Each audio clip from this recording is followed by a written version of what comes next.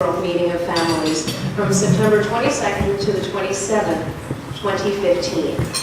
This was started by Blessed Pope John Paul II, who will be canonized in about 2 weeks, in 1994, and it encourages conversation, prayer, and celebration of the family as the cornerstone of our society. If and when a papal visit is confirmed by the Vatican, and you'll hear more about that later, it would likely begin with Pope Francis arriving here in Philadelphia on Friday afternoon.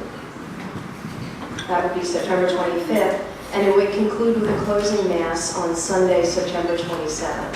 That is the basic schedule of what is expected, and that's what happened when Milan hosted in 20. We expect 15,000 to 20,000 delegates who will be coming for the convention. More than 1 million, maybe 2 million attendees expected for a papal mass.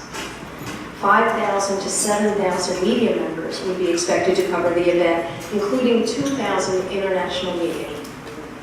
International media shining their spotlight on Philadelphia and Pennsylvania. Milan had approximately 5,000 volunteers, instrumental in creating a vision for what this first World Meeting of Families in the United States can be. Ladies and gentlemen, please welcome Archbishop Charles Schacter.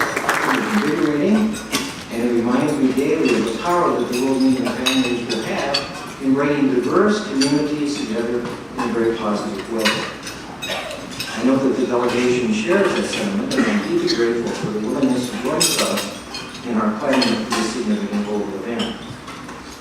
Certainly, one of the questions you all want to know is, will Pope Francis come to Philadelphia? As I've said before, that answer will come, as it always does, when we are about 4 to 6 months away from the World Meeting of Families itself. And the Pope, I guess, wants to maintain some flexibility in his very committed life, so never do they announce these things 1 to 6 months in advance. But having said that, if he doesn't come, it'll be extraordinary surprise, socially as well as economically. And we talked about the economic impact this morning, but the impact socially and spiritually, I think, is important for all of us too.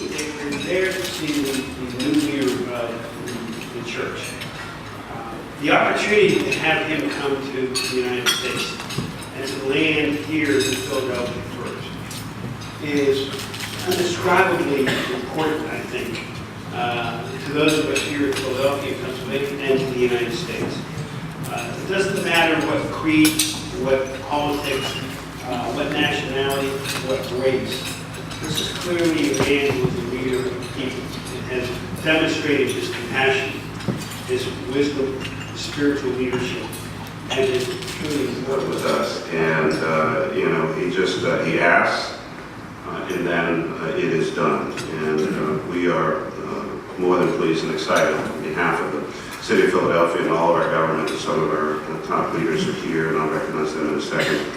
Bishop McIntyre, of course, was with us. I want to thank you for your work and support. He is not here because he's the liaison for the Archbishop, again, working in conjunction with Governor Corbett and his team. Governor, I greatly appreciated hearing about the PennDOT aspect of this. We have many other things to work on.